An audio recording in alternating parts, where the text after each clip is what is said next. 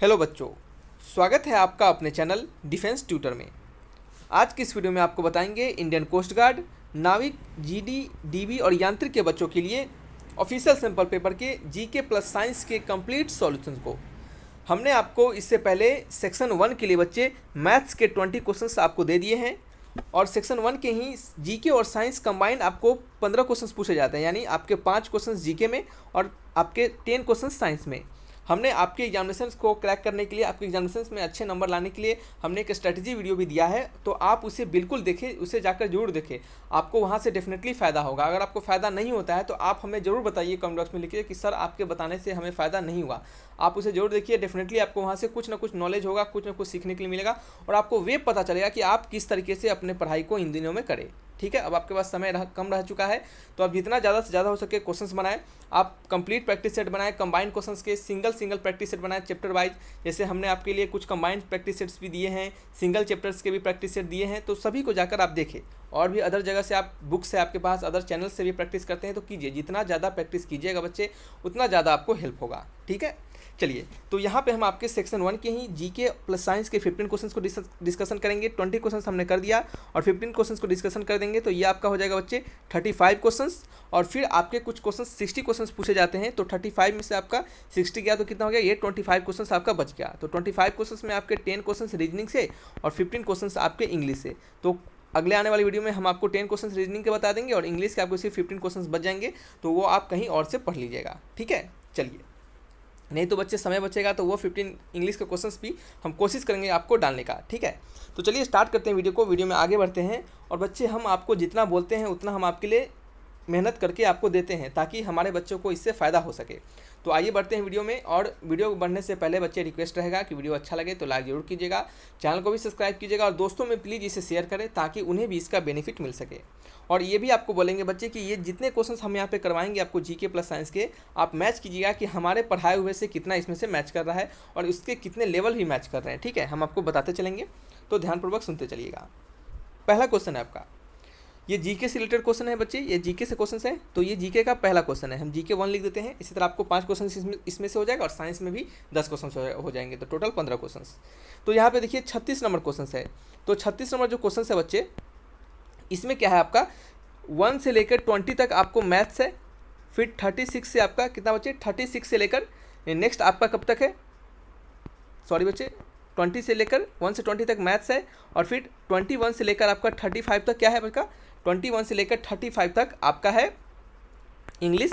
और आपका 36 से कितना बच्चे, 36 से कितना तक, 40 तक, सॉरी 40 नहीं 50 तक, 36 से 50 तक आपका क्या है, ये आपका है जीके प्लस साइंस।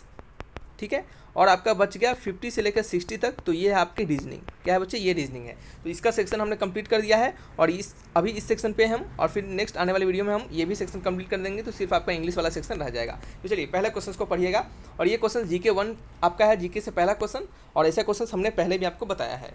तो देखिए यहाँ पे कहा जा रहा है कि when was the constitution of India amended for the first time. कहा रहा है कि भारत के संविधान में पहली बार फर्स्ट टाइम संशोधन कब किया गया था। संशोधन कहने का मतलब उसमें कुछ चेंजमेंट, यानी कुछ आपका सुधार। ठीक है, तो कब किया गया था, तो याद रखिएगा कि वो पहली बार आपका 1951 में किया गया था। कब किया गया था बच्चे, 1951 में। ठीक है, चलिए नेक्स्ट क्वेश्चन की ओर बढ़ते हैं। Who wrote the book indica.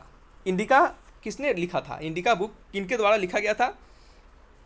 तो आपको बता दें कि इंडिका बुक सबसे फर्स्ट बार बच्चे, तो ये मेगास्थनीस यानी आपके ग्रीक राइटर मेगास्थनीस के द्वारा लिखा गया था। किनके द्वारा, इंडिका आपके मेगास्थनीस के द्वारा लिखा गया था। ये मेगास्थनीस जो थे बच्चे, वो एक ग्रीक राइटर थे। क्या थे बच्चे, ग्रीक के राइटर थे। और ये जो इस बुक में बारे में थोड़ा सा बताया आपको, तो इस बुक में उन्होंने जब, जो मेगास्थनीस थे वो जब आए थे पहली बार आपके भारत में और पाटलिपुत्रा में ठहरे थे, तो जब वहाँ से वो अपने देश गए तो वहाँ पे अपने देश में जाकर उन्होंने इंडिया के इम्प्रेशंस को लिखा, यानी उन्होंने क्या क्या इंडिया में देखा, उन्हें इंडिया कैसा लगा और उन्होंने यहाँ पे क्या क्या रियलाइज़ किया, इन सभी चीज़ों को उन्होंने बुक में पूरा सराहा, यानी उन्होंने सभी चीज़ों को बुक में लिखा। तो किनके द्वारा लिखा गया था, मेगास्थनीस के द्वारा लिखा गया था। ठीक है, चलिए नेक्स्ट क्वेश्चन की ओर बढ़ते हैं। Soil content decay remains of living organism, this is called, यानी मिट्टी में जीवित जीवों के क्षय हुए अवशेष होते हैं, यह कहा जाता है। यानी आपके सॉइल में होते हैं बच्चे, सॉइल में क्या होते हैं बच्चे, जो जीवित यानी जो जीव होते हैं यानी प्लांट्स होते हैं, और बच्चे आपके जो भी माइक्रोऑर्गेनिज्म होते हैं यानी डेड और एलाइव यानी जिंदा और मृत जो भी आपके माइक्रोऑर्गेनिज्म होते हैं, साथ ही साथ एनिमल्स होते हैं, मरे हुए एनिमल्स, प्लांट्स जो होते हैं, इन सभी के क्या होते हैं, उसके अंदर मात्रा पाए जाते हैं, यानी इन सभी के उसके अंदर अवशेष पाए जाते हैं। तो इनको हम क्या कहते हैं, तो इनको कहते हैं बच्चे ह्यूमस, HUMUS। क्या कहते हैं बच्चे, HUMUS। ठीक है, तो क्या है, soil containing decade remains of living organism, soil containing decade remains of living organism, this is called humus, HUMUS। क्या है, ह्यूमस, यानी ऑप्शन नंबर डी। ठीक है, आपको समझ में आ गया। चलिए नेक्स्ट क्वेश्चन की ओर बढ़ते हैं। Dairy comes under which sector of economic activity. Dairy जो होता है बच्चे वो किस सेक्टर में आपको देखा जाता है, डेयरी जो होता है आपका बच्चे वो किस सेक्टर में देखा जाता है। बेसिकली आपको 4 तरह के सेक्टर होते हैं, primary sector, secondary sector, tertiary sector और आपके कौन से लास्ट में आपके बच गए क्वाटरनरी सेक्टर। तो डेयरी आपको किस सेक्टर में आता है, तो याद रखिएगा बच्चे, जो डेयरी होता है बच्चे, ये जो डेयरी होता है ये आपके प्राइमरी सेक्टर में आता है, प्राइमरी सेक्टर में आता है। और एक और बात यहाँ पे सीखिएगा कि प्राइमरी सेक्टर को ही बच्चे हम प्राइमरी सेक्टर यहाँ से लिख देते हैं, प्राइमरी सेक्टर को ही बच्चे हम एग्रीकल्चर सेक्टर के नाम से भी जानते हैं, एग्रीकल्चर। ठीक है, एग्रीकल्चर सेक्टर, प्राइमरी सेक्टर को ही हम एग्रीकल्चर सेक्टर के नाम से जानते हैं, क्योंकि यहाँ पे क्या होते हैं बच्चे कि मोस्ट ऑफ द क्या होते हैं यहाँ पे नेचुरल प्रोडक्ट्स हमें मिलते हैं। जैसे आपके नेचुरल प्रोडक्ट कहने का मतलब एग्रीकल्चर से रिलेटेड, डेयरी से रिलेटेड, फिशिंग से रिलेटेड, फॉरेस्ट से रिलेटेड। जैसे इसमें जो प्राइमरी सेक्टर में और क्या क्या आते हैं, एग्रीकल्चर आते हैं। ठीक है, एग्रीकल्चर आते हैं। क्यों इसको एग्रीकल्चर सेक्टर कहते हैं, क्योंकि इसमें मोस्ट ऑफ दी आपको जो प्रोडक्ट्स होते हैं वो नेचुरल होते हैं। नेचुरल यानी कहने का मतलब प्राकृतिक होते हैं। कैसे होते हैं, प्राकृतिक होते हैं। तो एग्रीकल्चर हो गया इसमें, और आप कह सकते हैं इसमें तो आपका एक डेयरी तो आ ही गया। क्या गया बच्चे, आपका डेयरी आ गया, डेयरी आ गया। और फिर क्या आ गया, एक आ गया आपका फिशिंग हो सकता है, फिशिंग। ये सभी चीज़ क्या है, नेचुरल ही है। फिशिंग तो आप फिश को तो खुद से नहीं बनाइएगा, वो तो नेचुरल चीज़ ही है। फिर क्या हो गया आपका फॉरेस्ट हो गया, और भी बहुत सारी चीज़ इसमें होते हैं। तो ये आपके प्राइमरी सेक्टर्स में आते हैं। आपको और भी सेक्टर है, जैसे सेकेंडरी सेक्टर हो गए आपके, और आपके हो गए बच्चे आपके टर्सरी सेक्टर। तो उनमें भी अलग अलग होते हैं। ठीक है, उनमें भी अलग अलग आपके अलग अलग एग्जाम्पल्स उसके लिए होते हैं। ठीक है, तो चलिए आपको उनके भी बारे में थोड़ा सा आपको एग्जाम्पल हम आपको बता दें। ठीक है, तो चलिए बच्चे प्राइमरी सेक्टर के बारे में आपको समझ में आ चुका है। तो अब हम पढ़ने वाले हैं थोड़ा सा टर्सरी सेक्टर के बारे में, आखिर टर्सरी सेक्टर में क्या क्या हमें देखने के लिए मिलते हैं। ठीक है, तो टर्सरी, TERTIARY, टर्सरी सेक्टर और टर्सरी इंडस्ट्रीज भी कह सकते हैं। तो टर्सरी सेक्टर में आपके जो एग्जांपल्स होते हैं तो इसमें आते हैं आपके ट्रांसपोर्ट। ठीक है, क्या क्या आते हैं, ट्रांसपोर्ट आते हैं, और इसमें आते हैं आपके, पहला तो ये हो गया, दूसरा हो गया आपका बैंकिंग। ठीक है, क्या आता है बच्चे, बैंकिंग आता है। फिर कह सकते हैं इसमें आप टीचिंग, और आपका क्या हो गया, आपका नर्सिंग। ठीक है, और पुलिस भी होते हैं, ये भी सब इसी सेक्टर में होते हैं। ठीक है, और जो आपका सेकेंडरी सेक्टर हो गया, थोड़ा सा आपको हम पहले सेकेंडरी बताना चाहिए था, बाद में टर्सरी, तो कोई बात नहीं। टर्सरी मतलब आपका, जैसे सेकेंडरी मतलब सेकेंड हो गया, तो टर्सरी मतलब इसके बाद हो गया, क्या हो गया, थर्ड टाइप का हो गया। ठीक है, तो सेकेंडरी सेक्टर। ठीक है, तो सेकेंडरी सेक्टर के एग्जांपल क्या क्या हो सकते हैं, सेकेंडरी सेक्टर के एग्जांपल्स आपके हो सकते हैं बिल्डिंग। जैसे आप कह सकते हैं ये आपको थोड़ा सा नीड के अनुसार होता है। जैसे नीड आपका किस टाइप से, जो सबसे पहले बेसिक नीड आपका एग्रीकल्चर है, फिशिंग है, खाना पीना है, ये भी यही सब चीज़ है ना। फिर आपको क्या है, सेकेंड आपका है रहना है, क्या आपका रहना, जैसे आपका बिल्डिंग हो गया। फिर कह सकते हैं आप फूड का बनाना। ठीक है, प्रोसेसिंग फूड। ठीक है, ये भी आपके सेकेंडरी नीड है आपका। फिर आपको कह सकते हैं आप इसमें क्लॉथिंग कह सकते हैं। ठीक है, फुटवियर भी कह सकते हैं आप इसमें, फुटवियर। ठीक है, तो और भी इसके एग्जांपल हो सकते हैं, और जो लास्ट एक बचता है आपका, लास्ट बचता है कौन सा बच्चे आपका, एक लास्ट बचता है आपका जिसमें होता है क्वाटरनरी सेक्टर, यानी क्वाटरनरी सेक्टर। तो क्वाटरनरी सेक्टर में क्या होता है, क्वाटरनरी सेक्टर में आप आईटी यानी इंफॉर्मेशन टेक्नोलॉजी आप कह सकते हैं। ये आपका फोर्थ यानी क्वाटरनरी सेक्टर का एग्जांपल होता है। तो ये कुछ आपके क्या थे बच्चे, सेक्टर्स के एग्जांपल थे। तो हो सकता है कि आपके आने वाले क्वेश्चंस में भी कुछ इसमें से कहीं पूछ दे। ठीक है, इस कारण से हमने आपको इस तरह से बता दिया है। चलिए नेक्स्ट क्वेश्चन की बात करते हैं, और इसके पीडीएफ आप टेंशन नहीं लीजिएगा, सभी के पीडीएफ आपको मिल जाएंगे, टेलीग्राम चैनल पे। तो आप उसको आसानी से ज्वाइन कर लीजिएगा, जाइएगा, इसके डिस्क्रिप्शन बॉक्स में हम दे देंगे, और आप टाइटल पे क्लिक कीजिएगा, आपका डिस्क्रिप्शन खुल जाएगा, और वहाँ से आप ज्वाइन कर लीजिएगा। नहीं तो सिंपली आप जाइएगा defence tutor for coast guard, आप सर्च कीजिएगा टेलीग्राम पे, वहाँ पे भी आपको मिल जाएंगे। ठीक है, चलिए पहला नेक्स्ट क्वेश्चन है हमारा, क्वेश्चन नंबर 40 है। इस क्वेश्चन पे कहा जा रहा है कि who is appointed as the first lieutenant governor of union territory of Ladakh. यानी आपके जो यूनियन टेरिटरी हैं, यानी केंद्र शासित प्रदेश लद्दाख के पहले उपराज्यपाल के रूप में किसे नियुक्त किया गया था, ठीक है, तो सोचिए ये इसका आंसर क्या होगा। तो याद रखिएगा कि सबसे पहले बार जो नियुक्त किया गया था उनका नाम था आर के माथुर। क्या नाम था बच्चे? आर के माथुर। और इनका जो नाम था आर के माथुर, तो इनका फुल फॉर्म आपको थोड़ा बता दे। इनके नाम का जो कंप्लीट मीनिंग है, सॉरी कंप्लीट मीनिंग कह रहे हैं, कंप्लीट उनका फुल फॉर्म आर के माथुर, ठीक है। और इनके बारे में आपको कुछ और चीज़ें बताएंगे, तो उन सभी को भी याद करके रखिएगा। हो सकता है कहीं आपको कुछ और कहीं इनके बारे में पूछ दे, ठीक है। तो आर के माथुर का पूरा नाम था राधा कृष्ण माथुर, ठीक है, राधा कृष्ण माथुर, ठीक है, राधा कृष्ण माथुर। तो आपको इनके बारे में थोड़ा सा और बता दें कि ये जो थे, इन्हें पहली बार आपका लेफ्टिनेंट गवर्नर बनाया गया था लद्दाख का। और जो माथुर जी थे, यानी जो आर के माथुर जो थे, वो क्या कहते हैं, रिटायर्ड किए थे 1977 बैच आईएएस के, यानी वो एक आईएएस ऑफिसर थे। और कब ये रिटायर किए थे? वो 1977 बैच के ये आईएएस ऑफिसर थे। जैसे यहाँ पे लिख देते हैं आपको 1977। और ये रिटायर करने के बाद इन्हें मिला था, ऐसा आपको पता होना चाहिए कि इन्हें रिटायर करने के बाद इनको ये पद मिला था, यानी इनको ये रिटायर करने के बाद लेफ्टिनेंट गवर्नर जनरल बनाया गया था, ठीक है। तो ये 1977 बैच के क्या थे बच्चे? ये आईएएस ऑफिसर थे, आईएएस, ठीक है, आईएएस ऑफिसर थे, ठीक है। चलिए, ये आपको समझ में आ गया है क्या कहते हैं भाई? 1977 बैच के आईएएस ऑफिसर थे। और चलिए, एक और पॉइंट आप यहाँ पे नोट करके लिखिएगा, कहीं ये भी आपसे कहीं पूछ दे कि आपको यहाँ पे एक और एग्जांपल दिख रहा होगा शायद, जीसी मुर्मा। क्या है बच्चे? जीसी मुर्मा, ठीक है, GCMURMA, यानी ऑप्शन नंबर बी जो है आपका, इनके बारे में थोड़ा सा आपको नोट करके यहाँ पे लिखिएगा, जीसी मुर्मा के बारे में, जीसी मुर्मा, ठीक है। तो जीसी मुर्मा जो थे बच्चे, ये भी क्या थे बच्चे आपके? ये भी आपको एक आईएएस ऑफिसर थे, एक भी क्या थे? एक आईएएस ऑफिसर थे। इनका नाम था पूरा गिरीश, GIRIS, गिरीश चंद्र मुर्मा, ठीक है, गिरीश चंद्र मुर्मा, ठीक है। और ये भी क्या थे बच्चे? एक आईएएस ऑफिसर ही थे। और इन्हें रिटायरमेंट के बाद इनको जम्मू एंड कश्मीर का लेफ्टिनेंट गवर्नर जनरल बनाया गया था। जम्मू एंड कश्मीर, JNK का लेफ्टिनेंट गवर्नर, आपका इनको जम्मू एंड कश्मीर का लेफ्टिनेंट गवर्नर बनाया गया था, ठीक है। समझ में आ गया? चलिए, तो ये कुछ आपके इंपॉर्टेंट, आपके कुछ ऑप्शंस में भी कुछ हो सकता है कि कहीं आपके एग्जामिनेशन में कुछ ऑप्शन से ही अच्छा क्वेश्चंस बना के पूछ दिया जाए, तो इस कारण से हमने बता दिया कि इससे रिलेटेड ये क्वेश्चंस बन सकते हैं। चलिए, सिंपली क्वेश्चंस बताकर हम नहीं भाग सकते बच्चे। क्वेश्चंस बताकर भाग देंगे तो आपको क्या होगा? सिर्फ एक क्वेश्चन सीखने के लिए मिलेगा। लेकिन आप थोड़ी देर रुककर ध्यानपूर्वक देखिएगा तो आपको ढेर सारे क्वेश्चन सीखने के लिए मिलेंगे।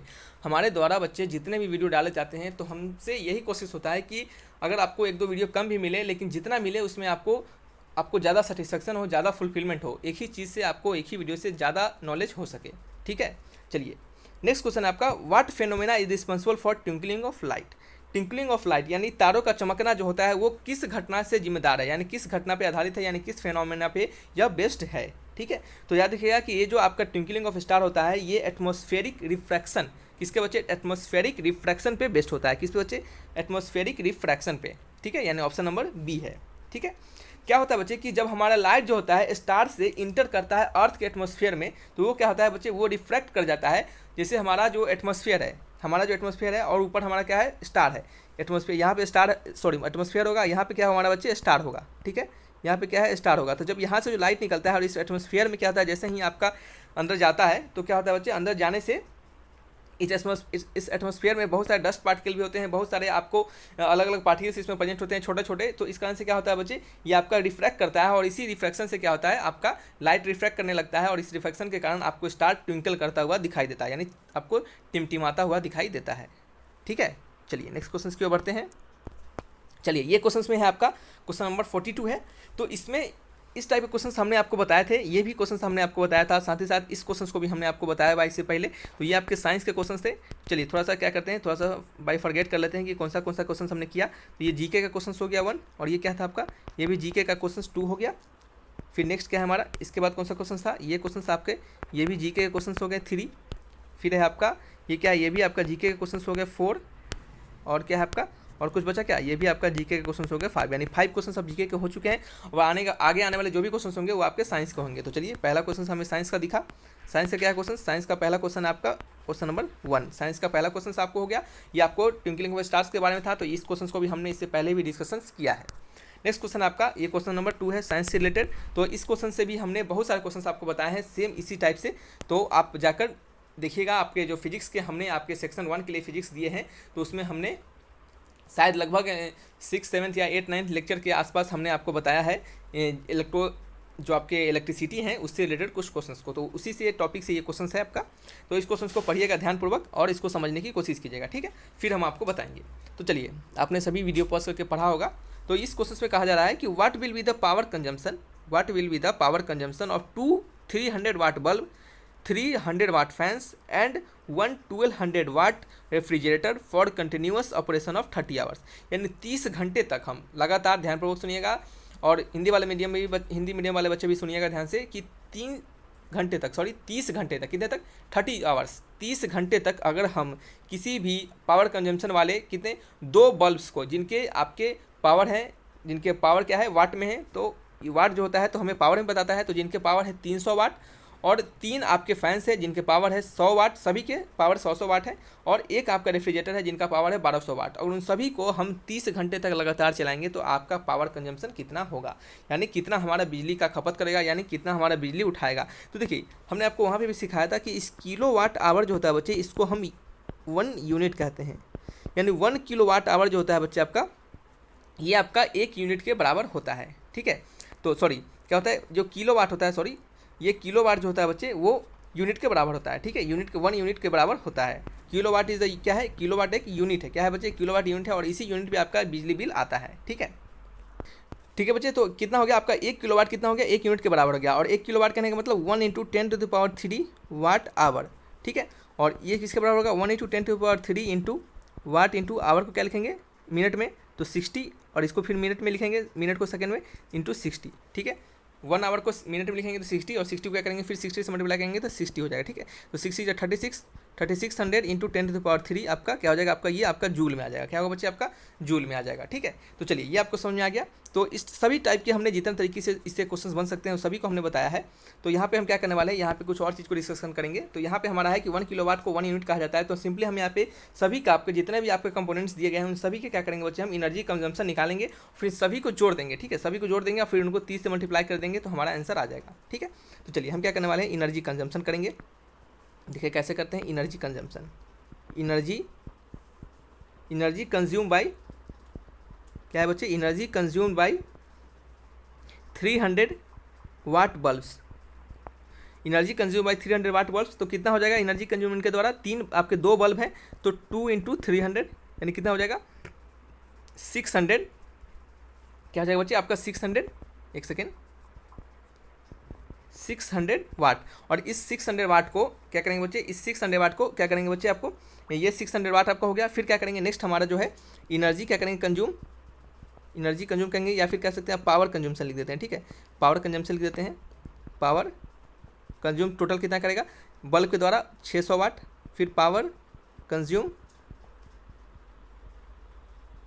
जो होगा बच्चे बाय किनके द्वारा, फैंस के द्वारा, 100 वाट फैंस के द्वारा कितना होगा, 100 वाट फैंस के द्वारा होगा, कितना फैन है, 3 है, तो ये 300 आपका वाट हो गया, ठीक है। तो ये वाट आपका पावर वाला वाट है, ये वाट लगने वाला वाट नहीं है, ठीक है, तो आप कन्फ्यूज़ नहीं होइएगा। तो ये आपका क्या होगा, 300 वाट हो गया। फिर क्या करेंगे, power consumed by 1200 watt refrigerator, तो पूरा नहीं लिखते हैं, ठीक है, रेफ्रिजरेटर। तो ये कितना होगा आपका, सिंपली एक ही है तो क्या हो गया 1200 वाट हो गया, ठीक है। तो टोटल पावर कितना कंजम्पशन हो जाएगा, टोटल पावर कंज्यूम कितना हो जाएगा बच्चे, टोटल पावर कंज्यूम हो जाएगा। उसको क्या करेंगे, हम सभी को जोड़ेंगे। तो चलिए जोड़ते हैं, ये आपका 600, ये 300, ये कितना 1200, ये आपका 600 वाट प्लस 300 वाट प्लस 1200 वाट, ठीक है। हमने इसको जोड़ा और इसको ऐड करते हैं। अब ये कितना होगा, 6 + 3 कितना होगा, 9 होगा, 9 + 12 कितना हो जाएगा आपका 2100 वाट, ठीक है, जोड़ लीजिएगा, ठीक है।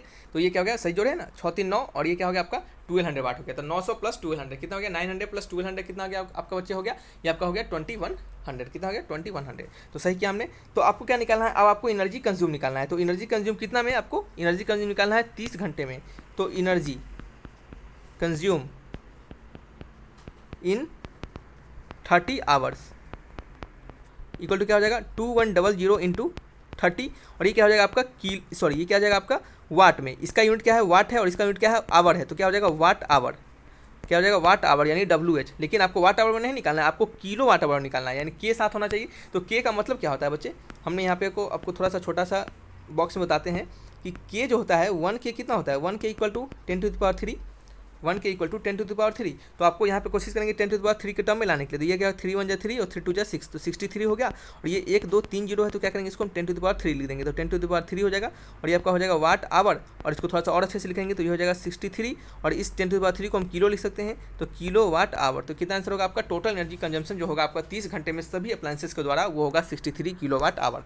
तो 63 किलो वाट आवर आपका, यानी 63 यूनिट आपका बिजली बिल उठ जाएगा। तो हो सकता है आपसे ये भी क्वेश्चन पूछ दे, हो सकता है आपसे ये भी क्वेश्चन पूछ दे कि आपका टोटल एनर्जी कंजम्पशन कितना हो गया। टोटल एनर्जी कंजम्पशन आपका हो गया, चलिए थोड़ा सा गलती कर दिया हमने, इसको हटा देते हैं यहाँ से पेज को। चलिए यहाँ से नया पेज ले लेते हैं और आपको दिखाते हैं। यहाँ पे टोटल एनर्जी कंजम्पशन हमारा कितना हो गया, टोटल एनर्जी कंजम्पशन हो गया 63 वाट। तो टोटल एनर्जी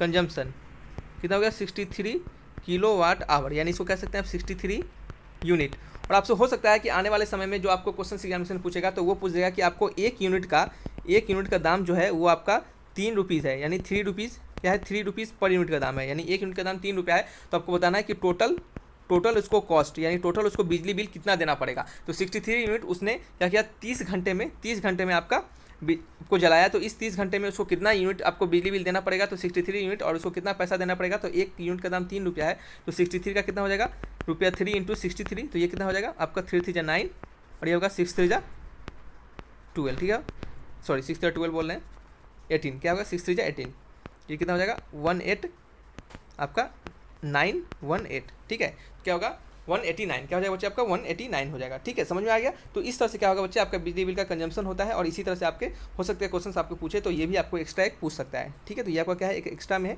तो इसे आप थोड़ा सा स्टार मार्क करके रख लीजिएगा, कहीं आपसे पूछ दे, ये आपके क्वेश्चन का पार्ट नहीं है, ठीक है। चलिए, तो आपका आंसर मैच हो गया, क्या हो गया, ऑप्शन नंबर सी हो गया। चलिए नेक्स्ट क्वेश्चन की ओर बढ़ते हैं। नेक्स्ट क्वेश्चन है आपका साइंस का 3 क्वेश्चन, यानी साइंस का क्वेश्चन नंबर 3 है।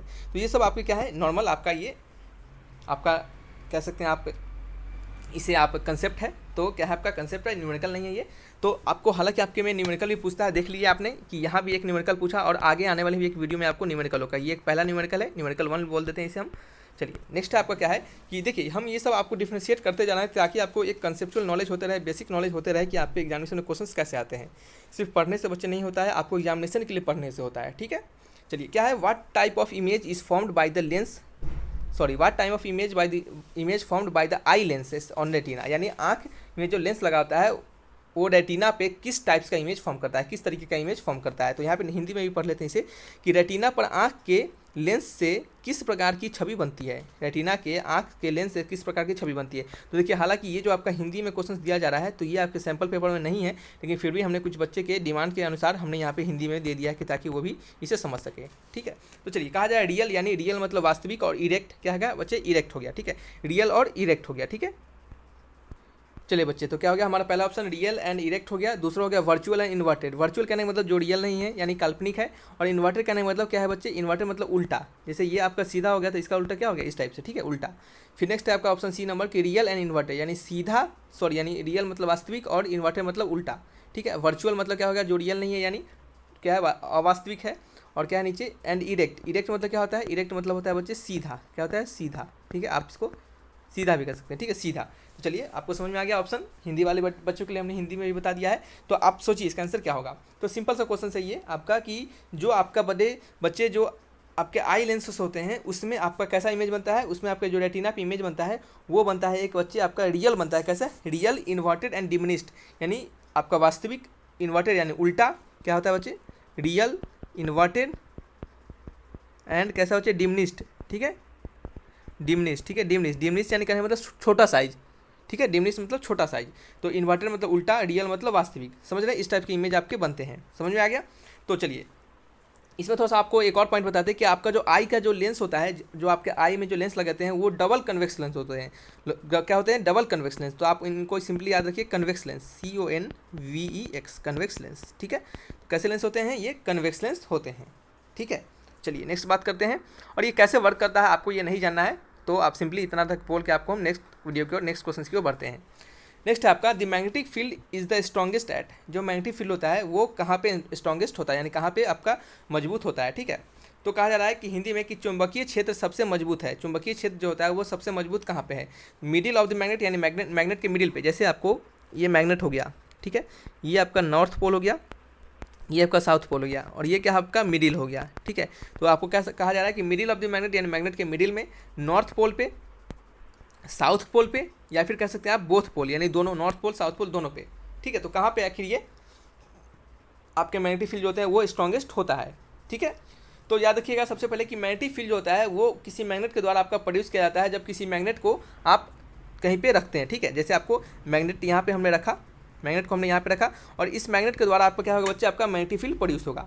और कैसे कैसे प्रोड्यूस होता है इसको थोड़ा सा समझा दें आपको कि जब भी मैग्नेटिक फील्ड प्रोड्यूस होता है बच्चे आपका, जब भी आपका मैग्नेटिक फील्ड प्रोड्यूस होता है तो ये आपका मान लेते हैं साउथ पोल है, ये आपका नॉर्थ पोल है, ठीक है।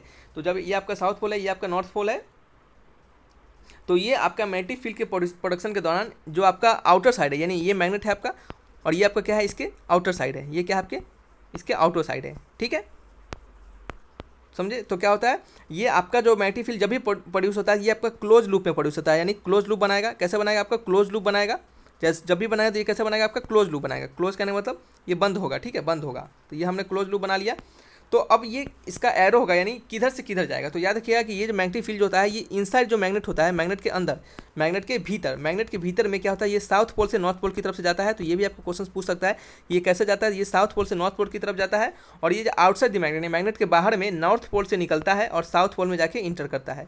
नॉर्थ पोल से निकलता है, साउथ पोल में जाके इंटर करता है। तो नॉर्थ पोल से निकला यहाँ पे, और ये आपका साउथ पोल में जाके इंटर कर गया, साउथ पोल में जाके इंटर कर गया। कहाँ पे, आउटसाइड द मैग्नेट। और इनसाइड द मैग्नेट में क्या होता है, साउथ पोल से निकलता है और नॉर्थ पोल में जाता है। और हमेशा याद रखिए कि मैग्नेटिक जो आपका फील्ड होता है, यानी मैग्नेटिक फील्ड जो होता है ये स्ट्रॉन्गेस्ट होता है कहाँ पे, आपके पोल्स पे। क्या होता है बच्चे, आपके पोल्स पे, क्योंकि पोल्स पे क्या होता है, इन दोनों पोल्स के बीच में जो होता है बच्चे, दूरी जो होता है वो मैक्सिमम होता है, ठीक है।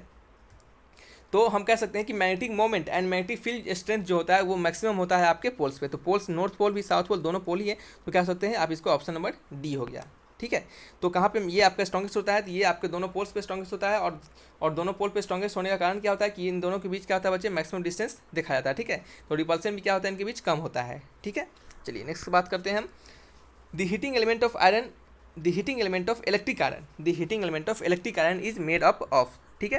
तो ये क्वेश्चन आपका 3 था, और ये क्वेश्चन क्या है 4 है, और ये क्वेश्चन है आपका साइंस का 5, ठीक है। तो जो हीटिंग एलिमेंट जो होते हैं आपके आयरन में लगे होते हैं वो किससे बने होते हैं, तो इस टाइप के क्वेश्चंस भी हमने आपको करवाया है सेम टू सेम जब आपको फिजिक्स पढ़ा रहे थे। तो आपको ये जो आपके होते हैं वो नाइक्रोम के बने होते हैं। किसके बने होते हैं बच्चे, आपके नाइक्रोम के बने होते हैं। और नाइक्रोम जो होता है, याद रखिएगा कि आखिर नाइक्रोम किसका बना होता है, तो हम थोड़ा सा यहाँ पर लिख देते हैं। नाइक्रोम जो होता है बच्चे, इसमें आपके 80% यानी 80% जो होता है आपका निकल होता है, निकल का एक एलिमेंट है आपका, और इसमें 20% में आपका क्या होता है, क्रोमियम होता है, ठीक है। 20% आपका क्रोमियम होता है। तो इस कारण से इसे क्या कहते हैं, निकल का नाई और इसको क्रोम, यानी इस कारण से इसका नाम रखा गया है नाइक्रोम, ठीक है, नाइक्रोम। तो क्या होता है इसका जो आपका heating element of electric iron होता है ये नाइक्रोम से बनाता है। और क्यों नाइक्रोम से बनाता है, क्योंकि देखिए आयरन का काम होता है बेसिकली आपको एक अच्छे खासे अमाउंट पर आपको हीट देकर आपको आपके कपड़ा को क्या करना बच्चे, प्रेस करना, यानी आपके कपड़ा को सीधा सीधा करना। तो ज़्यादा अमाउंट ऑफ उसको हीट चाहिए, यानी उसमें जो भी आपको सब्सटेंस लगा होगा तो वो ऐसा सब्सटेंस लगाना चाहिए कि जो आपका जल्दी से अच्छे खासे वोल्टेज पे भी जल्दी से आपका बर्न नहीं करे, यानी जल्दी से आपका गले नहीं उसका तार वायर। तो इसका मतलब कि वैसे सब्सटेंस लगाएंगे जिनका मेल्टिंग पॉइंट क्या होगा बच्चे, बहुत ज़्यादा हाई होगा। तो जो आपका नाइक्रोम होता है इसका मेल्टिंग पॉइंट क्या होता है बच्चे, बहुत ज़्यादा ही आपका हाई होता है। इसे कह सकते हैं आप high melting point, high MP, Madhya Pradesh नहीं है ये, हाई मेल्टिंग पॉइंट है, ठीक है। तो ये हाई मेल्टिंग पॉइंट होता है, क्या होता है इसका हाई मेल्टिंग पॉइंट होता है। और ये लगभग जो होता है आपका 1400 डिग्री सेल्सियस, कितना होता है 1400 डिग्री सेल्सियस। तो ये जो आपका 1400 डिग्री सेल्सियस है, तो ये आपको याद करने का कोई ज़रूरत नहीं है, लेकिन इतना याद रखिएगा कि इसका क्यों हमने इसको यूज करते हैं आपको इलेक्ट्रिक आयरन में। तो हमने इसको आपको बताया है कि इसको इसके लिए इलेक्ट्रिक आयरन में यूज करते हैं क्योंकि इसका हाई मेल्टिंग पॉइंट होता है, ठीक है। चलिए नेक्स्ट क्वेश्चन की बात करते हैं। ये आपका था क्वेश्चन नंबर साइंस का 6, ठीक है। ये आपका किससे रिलेटेड है, ये आपका बायोलॉजी से रिलेटेड है। तो बच्चे आप कहिएगा तो आपको बायोलॉजी के लिए आपके 50 मोस्ट इंपॉर्टेंट क्वेश्चन हम डालने की कोशिश करेंगे, तो वो भी आपको मिल जाएगा। लेकिन आपको बहुत सारे बच्चे रिप्लाई होना चाहिए, बहुत सारे कमेंट होने चाहिए, तब हमें लगेगा कि हाँ बच्चे को नीड है। तो इस कारण से हम आपको और भी वीडियो आपके जो बायोलॉजी से रिलेटेड हम आपको दे पाएंगे, ठीक है। चलिए इस क्वेश्चन में बात करते हैं। कहा जा रहा है कि a zygote which has an X chromosome, एक जाइगोट है जिसका क्या है एक एक्स क्रोमोजोम है, ठीक है। क्या है एक्स क्रोमोजोम, यानी एक्स गुणसूत्र है। क्या है एक्स गुणसूत्र, यहाँ पे लिखा हुआ है हिंदी में देखिएगा। इनहेरिटेड फ्रॉम द फादर, जो कि क्या है फादर से निकलता है, विल डेवलप इनटू, जो कि क्या करता है डेवलप होता है। तो वो किस में डेवलप्ड होता है, आपसे ये पूछा जा रहा है कि एक जाइगोट है जिसमें एक्स क्रोमोजोम है जो कि फादर से निकला है, तो वो आखिर किस में डेवलप होगा, वो एक गर्ल में डेवलप होगा, बॉयज़ में डेवलप होगा, या फिर आइदर बॉयज़ और गर्ल, या फिर आपके x chromosome does not influence the sex of child, यानी एक्स क्रोमोजोम जो होता है वो चाइल्ड के जो सेक्स होते हैं, यानी चाइल्ड मेल हो फीमेल हो, उससे कोई डिपेंडेंट नहीं होता, यानी वो उस पर डिपेंड नहीं करता है। ठीक है, तो बताइए इसका आंसर क्या होगा। ये बहुत ही सिंपल क्वेश्चन है, बच्चे जरूर पढ़ेंगे इस क्वेश्चन को, क्योंकि ये मोस्ट फ्रिक्वेंटली क्वेश्चन है, बहुत बार आपको देखने के लिए मिल जाते हैं। ठीक है, तो चलिए यहाँ पे क्या है, आपका जो एक्स क्रोमोजोम होता है, कुछ आपको कंसेप्ट याद रखना है कि आपके जो फीमेल होते हैं बच्चे, फीमेल जो होता है बच्चे, फीमेल में क्या देखा जाता है अधिकतर बार कि बच्चे फीमेल में हमें हमेशा जो होता है, जो एक्स होता है फीमेल से प्रेजेंट होता है, वो ऑलवेज होता है बच्चे एक्स क्रोमोजोम। फीमेल्स में हमेशा एक्स क्रोमोजोम प्रेजेंट होता है, एक्स क्रोमोजोम प्रेजेंट होता है। ठीक है, ध्यानपूर्वक सुनिएगा, इसको रटने वाली बात नहीं है, आपको इससे बहुत सारे क्वेश्चंस बन सकते हैं, नो डाउट इससे बहुत सारे क्वेश्चंस बन सकते हैं। इसका आंसर आप ध्यानपूर्वक सुन लीजिएगा, तो आपको याद करने का जरूरत नहीं पड़ेगा, रटने का जरूरत नहीं पड़ेगा, सिंपली आपको एक बार कंसेप्ट नॉलेज हो जाएगा, आपको सब प्रॉब्लम दूर हो जाएगा। ठीक है, तो फीमेल आपको क्या होते हैं, फीमेल में ओनली एक्स क्रोमोजोम होते हैं। ठीक है, याद रखिएगा कि मेल में जो होते हैं वो इसमें एक्स एंड वाई क्रोमोजोम्स दोनों होते हैं, एक्स क्रोमोजोम 50% और वाई क्रोमोजोम 50%। ठीक है, ये हमने आपको बताया दो चीज़ कि फीमेल में क्या होते हैं एक्स क्रोमोजोम, मेल में होते हैं एक्स एंड वाई क्रोमोजोम, कोई क्या होते हैं दोनों 50-50% होते हैं। ठीक है, तो जब आपका यहाँ पे लिखते हैं हम आपके लिए, जब आपका एक्स और एक्स यानी इस फीमेल का एक्स और इस मेल का एक्स दोनों जब आपस में मिलेंगे, एक्स और एक्स मिलेंगे, तो जो बनने वाला जो हमारा जाइगोट होगा, यानी बनने वाला जो हमारा बेबी बर्थ होगा, वो कैसा होगा, वो एक आपका बॉय होगा। ठीक है, क्या होगा, बॉय होगा। लेकिन वहीं पे जब हमारा इसमें से फीमेल में से एक्स क्रोमोजोम और मेल में से आपके वाई क्रोमोजोम, फीमेल में से बच्चे, सॉरी गलती बोल दी है शायद हम अभी, ठीक है, क्या अभी हमने गलती बोला है, क्या बोला है, एक्स आपका जब भी फॉर्म होगा तो ये कैसा देगा, एक आपका गर्ल्स देगा, क्या देगा, गर्ल्स दे देगा, सॉरी बच्चे, ये कैसा देगा, याद रखिएगा, गर्ल्स क्या होता है बच्चे, आपको लड़की क्या होगा, लड़की का बर्थ होगा। लेकिन जैसे ही आपका एक्स और वाई होगा बच्चे, एक्स और वाई होगा, तो ये आपको क्या देगा, ये आपको देगा एक बॉयज़, क्या देगा बच्चे, आपको बॉयज़ देगा। ठीक है, यानी इससे जो जाइगोट फॉर्म होगा वो कैसा होगा, वो जाइगोट से बनने वाला जो बेबी बर्थ होगा वो क्या होगा, एक बॉयज़ होगा। ठीक है, तो क्या है बच्चे, आपका एक्स वाई से क्या होगा बच्चे, बॉयज़ होगा। तो आपको यहाँ से क्या पता चला कि एक्स क्रोमोजोम से गर्ल्स होता है और एक्स वाई क्रोमोजोम से बॉयज होता है। तो ये जो फादर्स होते हैं बच्चे, वही आपके मेल और फीमेल क्या होंगे, आपका क्या बेबी बर्थ होगा, वो उसके लिए सिर्फ डिपेंडेंट होता है, यानी सिर्फ आपके जो डिपेंडेंट होते हैं वो फादर होते हैं। और खामा लोग बच्चे फीमेल को, अब तो लोग समझदार हो चुके हैं, पहले लोग सिंपली जो गांव के लोग थे बहुत सारे, वो फीमेल को सिर्फ दोषी मानते थे और क्या करते थे, उनको बहुत सारा क्या करते थे, दुख देते थे। ठीक है, तो इस कारण से आपको ये समझना है कि ऐसा कुछ नहीं होता है, जो भी आपका जो बेबी बर्थ का जो आप कह सकते हैं डिटर्मिनेशन होता है, वो आपको उस पर सिर्फ मेल ही डिपेंडेंट करता है, यानी मेल के ही एक्स और वाई क्रोमोजोम से जो होना होता है सो होता है। ठीक है, चलिए नेक्स्ट की बात करते हैं क्वेश्चन नंबर 7 की। ये साइंस का क्वेश्चन नंबर 7 है। यहाँ कहा जा रहा है कि the ability of cell divided into several cell during reproduction is in plasmodium, यानी एक सेल को अनदर सेल में, यानी the ability of cell to divide into several cells, यानी एक सेल जो होता है वो टूट के क्या करता है, सेवरल सेल्स बनाता है। तो इस एबिलिटी को, यानी एक सेल के टूट कर डिफरेंट सेल बनाना, बहुत सारे सेल बनाना, कहाँ पे, इन प्लाज्मोडियम में। तो इस हम प्रोसेस को क्या कहते हैं, तो इस प्रोसेस को बच्चे हम याद रखिएगा, इस प्रोसेस को हम क्या कहते हैं, मल्टीपल फिजन। क्या कहते हैं बच्चे, multiple fission. Option number B क्या हो गया, ऑप्शन नंबर बी, यानी एक सेल से बहुत सारा सेल बनाना, किसमें, ड्यूरिंग रिप्रोडक्शन, यानी रिप्रोडक्शन के दौरान प्लाज्मोडियम में, तो उसे हम कहेंगे मल्टीपल फिजन। ठीक है, चलिए नेक्स्ट क्वेश्चन की बात करते हैं, क्वेश्चन नंबर 8 की। Tomato is a natural source of which acid, tomato जो होता है वो किस एसिड का नेचुरल सोर्स होता है, तो याद रखना आपको, टोमेटो जो होता है वो ऑक्सैलिक एसिड का नेचुरल सोर्स होता है। किसका होता है, ऑक्सैलिक एसिड का। ठीक है, चलिए नेक्स्ट क्वेश्चन की बात करते हैं कि ये आपका है साइंस का क्वेश्चन नंबर 9। तो which of the following has more inertia, A rubber ball and a stone of same size. बहुत बढ़िया क्वेश्चन है, इस टाइप के क्वेश्चन हमने आपको बहुत सारे करवाए हैं। ठीक है, तो कहा जाता है कि आपके जो इनर्शिया होते हैं, आपसे पूछा जा रहा है कि किनके पास, यानी आपके रबर बॉल और आपके स्टोन, जिनके क्या हो, सेम साइज हो, जिनके क्या हो बच्चे, सेम साइज हो, तो आखिर किनके पास मोर इनर्शिया होगा, क्या होगा बच्चे, मोर इनर्शिया। तो याद रखिएगा कि इनर्शिया जो होता है बच्चे, इनर्शिया, ठीक है, इनर्शिया जो होता है बच्चे, ये मास पे डिपेंड करता है। तो आप कह सकते हैं कि इनर्शिया क्या होता है, डायरेक्टली डिपेंडेंट अपॉन मास, यानी जिसका मास ज़्यादा होगा उसका इनर्शिया ज़्यादा होगा। तो भले आपका रबर बॉल है और यहाँ पे स्टोन है, दोनों के साइज आपके क्या है, दोनों के साइज आपके क्या है बच्चे, सेम है। लेकिन याद रखिएगा कि रबर बॉल का साइज और स्टोन का साइज भले ही सेम हो, लेकिन उनके दोनों मास में बहुत डिफरेंस होगा। जो आपका रबर बॉल का साइज होगा, यानी आपका जो मास ऑफ रबर बॉल होगा, यहाँ पे लिखते हैं mass of rubber ball, ball क्या होगा बच्चे, लेस देन किसके होगा, मास ऑफ स्टोन से, यानी स्टोन का मास भले ही सेम साइज का हो लेकिन स्टोन का मास क्या होगा बच्चे, ज़्यादा होगा। तो यहाँ से हमें क्या पता चला कि स्टोन का मास ज़्यादा है और इनर्शिया जो होता है वो मास के डायरेक्टली प्रोपोर्शनल होता है, तो जिसका मास ज़्यादा होगा उसका क्या होगा, इनर्शिया ज़्यादा होगा। तो यहाँ से कह सकते हैं कि inertia of stone is greater than inertia of आपका रबर बॉल, ठीक है, रबर बॉल स्मॉलर, ठीक है, स्मॉलर, ठीक है, क्या हो गया, इनर्शिया ऑफ जो आपका स्टोन है वो greater than inertia of rubber ball. तो क्या हो गया आंसर, रबर बॉल हो गया, क्या स्टोन हो गया, क्या हो गया स्टोन। कहा जा रहा है विच ऑफ द फॉलोइंग मोर, मोर कहा जा रहा है, लेस नहीं कहा जा रहा है, मोर कहा जा रहा है, तो अब स्टोन को हम टिक लगाएंगे, किसको लगाएंगे, स्टोन को टिक लगाएंगे। बोथ हैव इक्वल इनर्शिया, गलत है, ऐसा कभी नहीं लगाइएगा, बोथ हैव जीरो, जीरो तो कभी हो नहीं सकता, मास एग्जिस्ट करेगा तो इनर्शिया होगा ही होगा, ठीक है। चलिए नेक्स्ट क्वेश्चन है, ये दोनों ऑप्शन तो ऐसे ही आप एलिमिनेट कर सकते थे, बचा था 2 ऑप्शन, इस दोनों में से आपको क्या लगाना था, सही आंसर लगाना था। तो समझ गए कैसे लगाना है आपको आंसर। चलिए ये क्या है आपका, एक न्यूमेरिकल है, ये क्या है बच्चे आपका न्यूमेरिकल है, ठीक है। तो देखिए आपको स्टेज 1 में भी न्यूमेरिकल पूछा जाता है और जो हमारे जीडी के बच्चे होंगे उनको स्टेज 2 में तो न्यूमेरिकल ही न्यूमेरिकल होता है, उनके न्यूमेरिकल तो जीडी में बहुत सारे क्वेश्चन पूछे जाते हैं, फिजिक्स में भी और मैथमेटिक्स में तो पूरा समझिए मैथ ही है वो, ठीक है। तो ये आपके हो गए साइंस के क्वेश्चन नंबर 10। तो पिछले हमने जीके के 5 क्वेश्चन करवा दिया और ये आपका साइंस का 10 क्वेश्चन हो गया, क्या हो गया 10 + 5 टोटल 15 क्वेश्चन कंप्लीट हो गया, ठीक है।